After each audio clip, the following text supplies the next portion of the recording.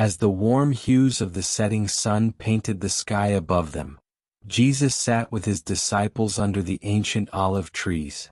The weight of the story he had just shared still lingered in the air, a silent echo in the hearts of those who followed him. His eyes moved gently across the group, each face etched with its own history of trials, its own burden of unspoken pain. Though they walked beside the Son of God, these men were still human, fragile, weathered by life's storms, seeking the healing that only he could offer. After a long pause, Jesus spoke again, his voice a quiet, reassuring presence amidst the soft rustling of the leaves. "Trauma is not something easily understood," he began. "It is not something you can simply brush aside or forget. It lingers in the heart, sometimes long after the event has passed. It leaves marks on the soul, marks that shape how you see the world, how you see others, and how you see yourself. But trauma, like the storms of the sea, does not have the final word." The disciples listened intently, their minds returning to the story of the boy who had survived the storm. They could not help but see pieces of themselves in that boy. Each of them had encountered their own storms, and each had their own scars. Jesus knew this.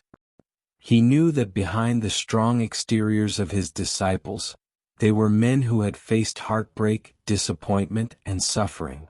Peter, for instance, the bold and brash fisherman, had grown up fighting the sea, but he had also struggled against the storm of his own pride and insecurities.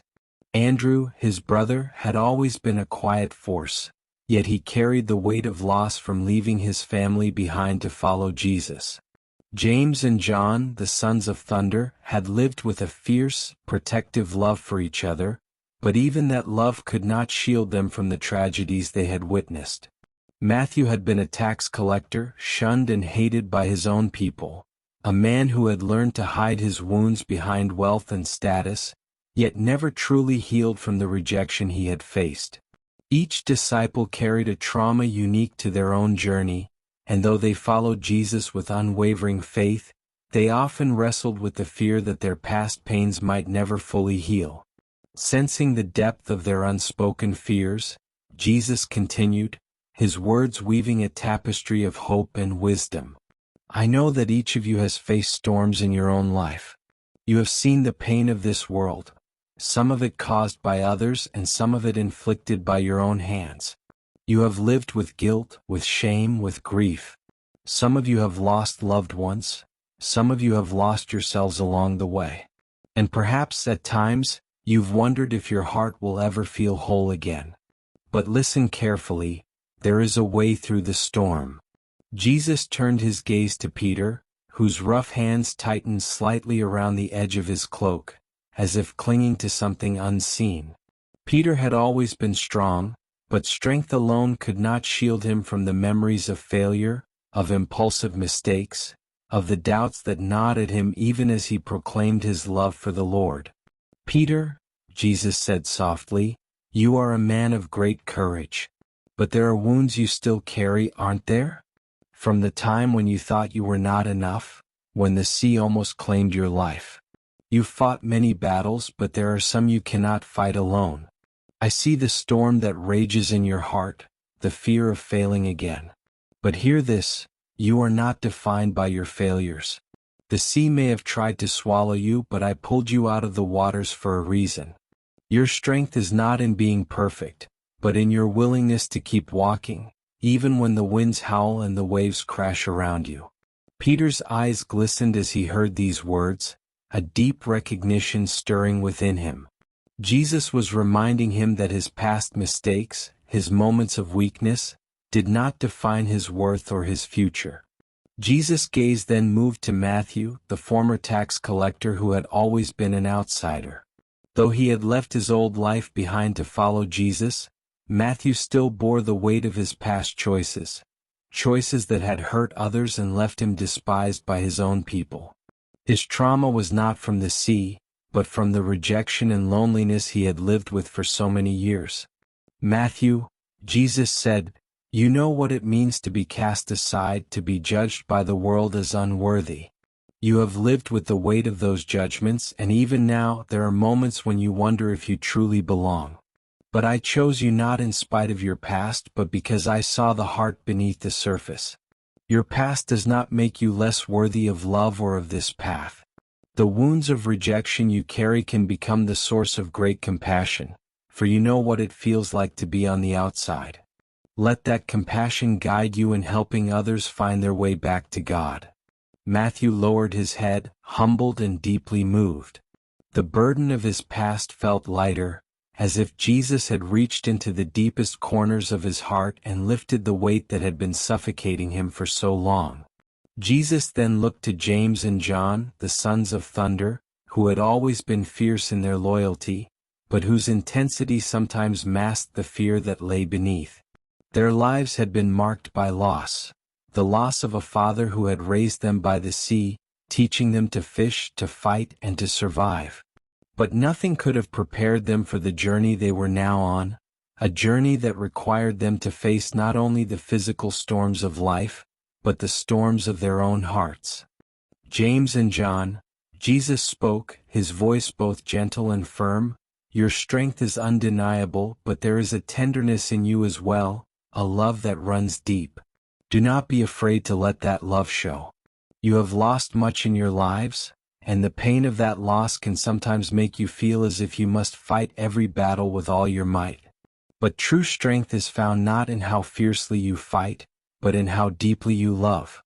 Let your hearts be softened by the loss you've known, so that you can be a source of comfort to those who are grieving. Let your strength be used not just to defend, but to heal." The brothers exchanged a glance, their minds returning to memories of their father, of the life they had left behind to follow Jesus. They felt the truth of his words sinking into their hearts, a truth they had long resisted but now understood.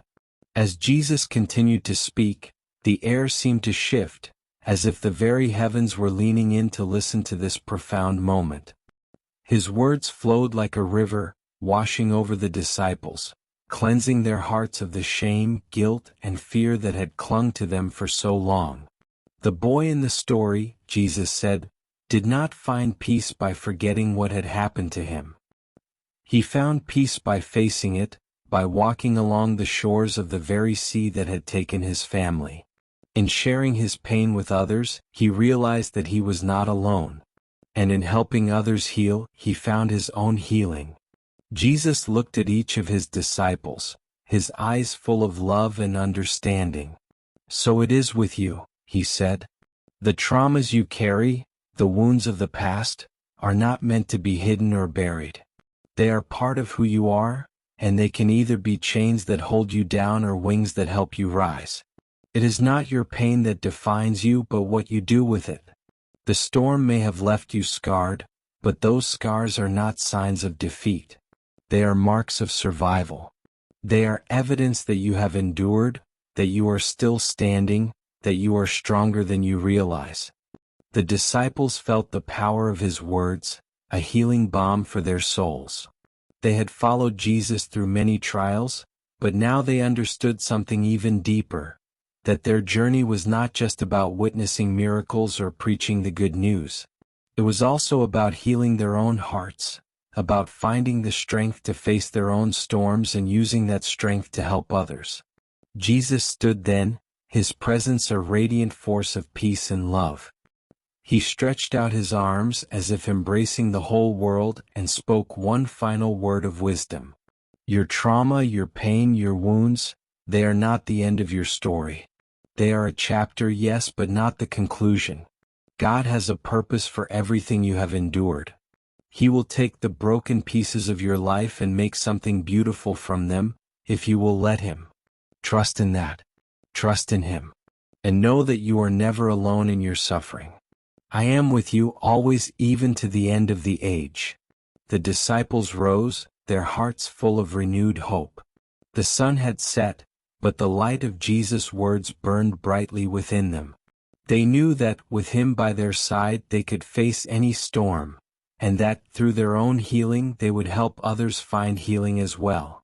This is end of the story. Please like this video and subscribe my channel for more Jesus story like this. May the God watch over you.